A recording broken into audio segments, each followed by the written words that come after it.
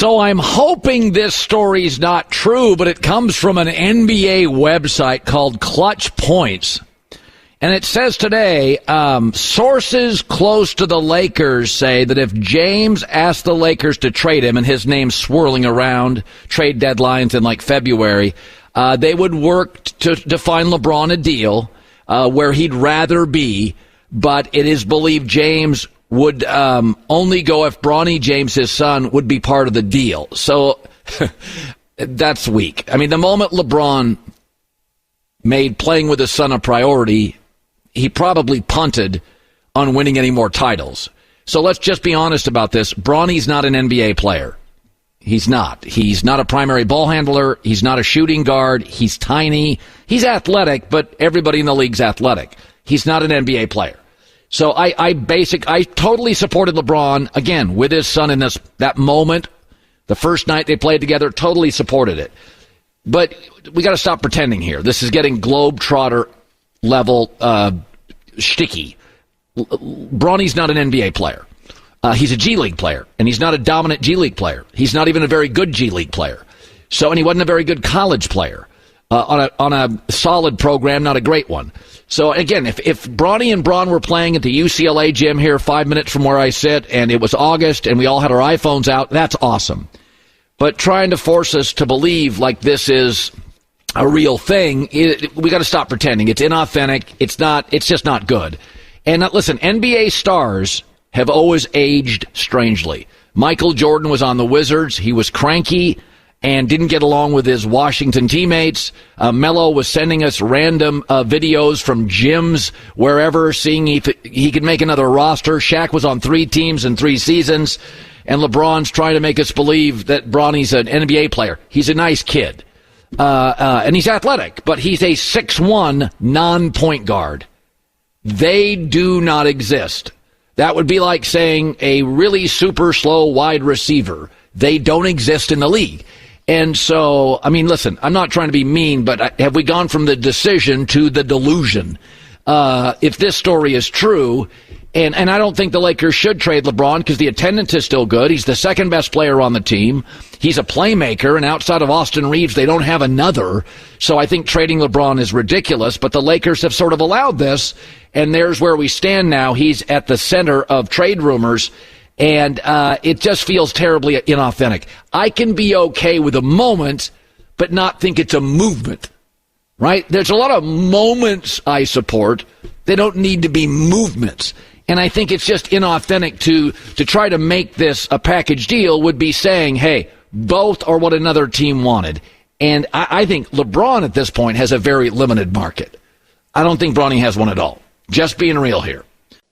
So nobody wants any sportscaster to sit on the fence, right? Well, what's the point? You got to pick a side on stuff, right? And I'm just going to tell you, when the story keeps coming out today that Belichick and Carolina are close to joining forces to be the coach of the Tar Heels, my takeaway, in my opinion, is it's eventually going to be a disaster. Let's start with this. He's 72. Yeah. And, his personality is formed. He's got no charisma. He's trying on the other network, but he doesn't have any charisma. And college football, Dan Lanning, big energy, good-looking, confident, young, Sark, salesman. Saban, charming. Kirby Smart, likewise. Marcus Freeman, good-looking, cool. Jim Harbaugh, totally authentic, full of energy. Pete Carroll at USC. I mean, he hit you like a strong drink, man. He was coming at you 100 miles an hour, chewing that gum. Good-looking guy. I'm going to change your life.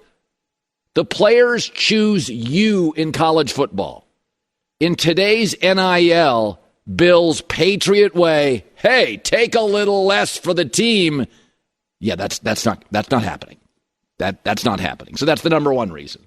Belichick, in my opinion, seemed a little out of touch dealing with 27, 28, 29-year-olds his last 3 years in pro football. Now he's dealing with 17 and 18-year-olds.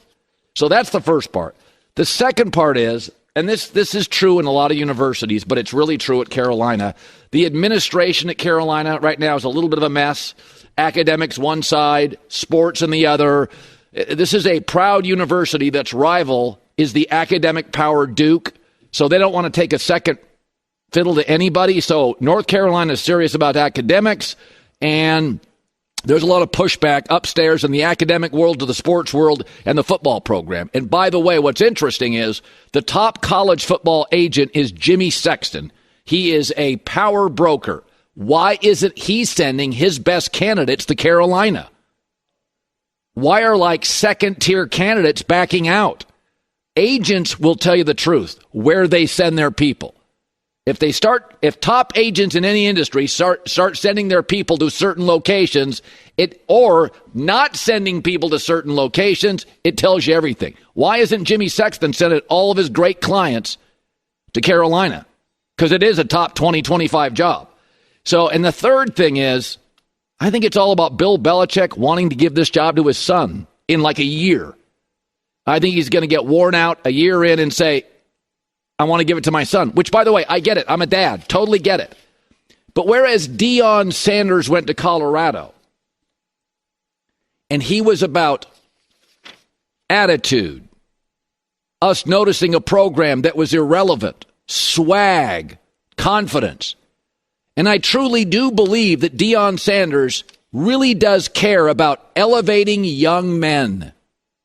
To me, Belichick cares about elevating one young man, his son. And I get it. I really do. But that's not why you take a job, right? Like I think Deion to Colorado works because I think when it comes to Deion and what he really wants to do, he got the bag. He's the greatest cornerback of all time. He wanted to change some lives, including his son, not just his son. And so I don't buy it. I'm not sitting on the fence. Michael Irvin, who was so good yesterday on our show, the playmaker, former Cowboy, his thoughts on Belichick and Carolina.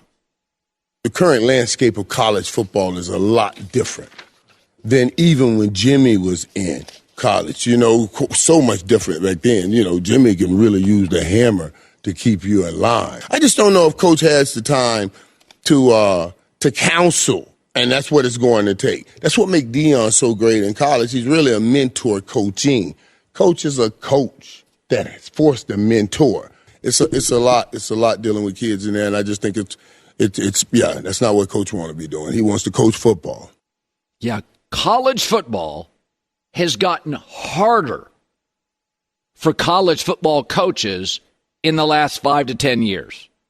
I'd argue the NFL, though the owners are crazier and richer than ever, is easier because there's more really good quarterbacks and really talented offensive play callers and play designers. So for a head coach in the NFL, you don't have to be a wizard schematically. All sorts of very talented young coaches all over the NFL. And that league has a penchant for coaches. So it's a much better place to be an assistant than college football. This doesn't work to me. It may make headlines. It may feel right for about 6 games or 6 months. I don't think it works.